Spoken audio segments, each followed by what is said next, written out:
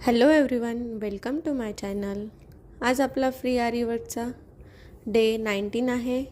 कालच्या व्हिडिओमध्ये आपण शुगर बीट्सचे झिगझॅग शिकलो होतो आणि आता बरंचसं आपलं 18 डेज कंप्लीट झाले आहे. त्यात आपण बरेच बेसिक गोष्टी आपण शिकलेलो आहे चेन स्टिच वगैरे, परत sugar beet fixing, loading sugar बीट्सची.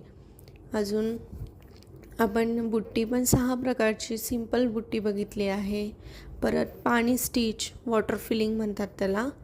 परत आपले जरीच्या थ्रेडनी झिगझॅग बघितलं आहे कसं करायचं. परत काल शुगर बीट्सनी झिगझॅग करून पॉईंट कसे व्यवस्थित काढायचे. आणि अजून एक छोटं फ्लावर. आता आपण बऱ्याच गोष्टी शिकलो आहेत की जरदोशीने एक आपण फ्लावर पण बघितलेलं आहे की कसं करायचं. परत मी तुम्हाला ब्लाऊजचं बुट्टी, बॅकनेकची बुट्टी कशी मार्किंग करायची, कशी बुट्टी फिक्स करायची हे सुद्धा तुम्हाला सांगितलेलं आहे. ह्या गोष्टी सगळ्यांना येत असतील आता असं मी समजते. आणि ज्यांना चेन स्टिच वगैरे किंवा बाकीच्या गोष्टींमध्ये प्रॉब्लेम असेल त्यांनी थोडी प्रॅक्टिस जास्त करा. काही नाही, सोपं आहे, येऊन जाईल. आणि आज आपण इथे आता हे जरदोशी घेतली आहे. आता याची चेन स्टिच बघूयात की कशी फिक्स करायची ही चेन स्टिच सोबत. आता ही थोडी चेन स्टिचला ही थोडी अशी स्प्रिंग टाईप थोडी जाड जरदोशी घेतली आहे मी. ही इथे आता याचे हे कट करून घ्यायची आहे. थोडी एकसारखी करायची आहे किंवा थोडी ह्या चेन स्टिचला काही नाही, थोडी मागे पुढे पण झाले तर काही प्रॉब्लेम नाही. आणि हा इथं आपला रेग्युलर गोल्डन कलरचा थ्रेड घेतलेला आहे. हे बघा, मी जरदोशी अशी कट करून घेतलेली आहे. आता आपल्या ह्या थ्रेडला बघा गाठ मारून घेतली आहे. जसं आपण रेग्युलर करतो तसं 2 बोटांमध्ये ह्या थ्रेड घ्यायचा आणि हे खाली जाऊ द्यायचं.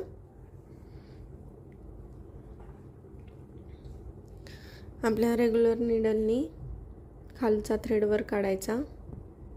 हे बघा, इथे खालचा धागा वर काढून घेतला आहे. निडलमध्ये एक जरदोशी घेतली आहे. एकच घ्यायची पहिले, कारण की ते ॲट अ टाईम 2 घ्यायला गेलं की ते निसटून जाते किंवा मग त्या स्प्रिंगमधनं निडल बाहेर येते.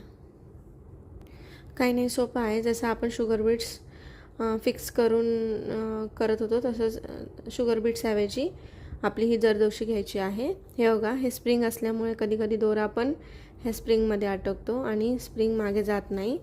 कट करताना पण काळजीपूर्वक कट करायचे आहे, कारण की ते काय होतं, स्प्रिंग असल्यामुळे उडतं पण. आणि जेव्हा की आपण ब्लाऊज वगैरे जरदोशीने करत असेल डिझाईन तर ते पण काळजीपूर्वक आणि एकदम फिनिशिंगने करायचं आहे. कारण स्प्रिंग असल्यामुळे काय होतं, स्प्रिंग असल्यामुळे ते कशातही अटकतं किंवा दोऱ्यात. हे बघा, आता हा दोऱ्याचं अजून दोरे निघाले त्याच्यामुळं फिनिशिंग येत नाही. किंवा ते तार असल्यामुळे एक कशात अटकली स्प्रिंग तर सगळी डिझाईन खराब होते. हे बघा, हे असं व्यवस्थित फिनिशिंगने करायचं आहे. हे काय होतं, थोडंसं दोरा अटकतो यात. आणि एकच जरदोशी घेऊन फिक्स करायची आहे. हे बघा, असं एक व्यवस्थित फिक्स करत जायचं आहे.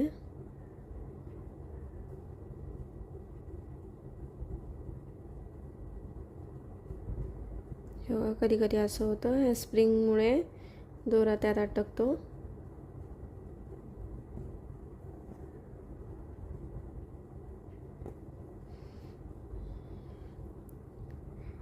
नवीन असल्यामुळे ते ह्या जरदोशी कटच करून घ्यायच्या, कारण अखंड जरदोशी नवीन लावता येत नाही.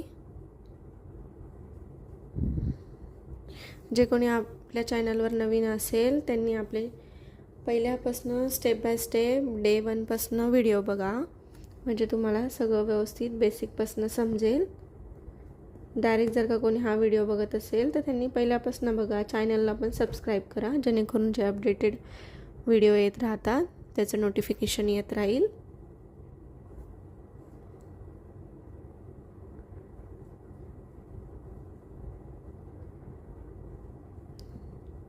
हे जरदोशीची डिझाईनसुद्धा खूप छान दिसते जेव्हा की आपण ब्लाऊजला वगैरे बॉर्डर करतो. 2-3 लाईन आपण चेन स्टिचच्या करतो आणि त्याच्यानंतर आपण जरदोशीने किंवा शुगर बीट्स वगैरे तर आपण एखादं समजा एखादा स्टोन लावला आणि त्याच्या साईडने मार्किंग करायची असते आपल्याला. आपण बुट्टीला जशी आपण शुगर बीट्सने केले तर तशी आपण शुगर बीट्सने न करता जरदोशीने पण जर का आपण केली साईडनी बॉर्डर तर खूप सुंदर दिसते. फक्त डिझाईन करत असताना जरदोशीने वर्क करत असताना काळजी घ्यायची आहे की फिनिशिंग खराब नाही झाली पाहिजे, कारण की हे स्प्रिंग असतं. स्प्रिंग कशातही अटकतं, ब्लाऊज पीसमध्ये सुद्धा हे अटकतं. हे बघा असं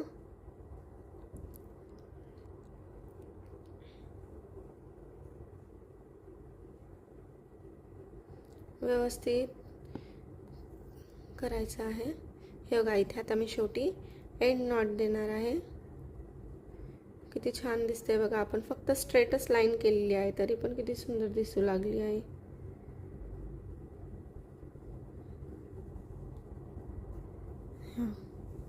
हे बघा किती सुंदर फिनिशिंग आली आहे आपली. असे तरी माझे इथे एका ठिकाणी गॅप दिसतोय. हे बघा गॅप आला आहे, थोडासा गॅप आला आहे.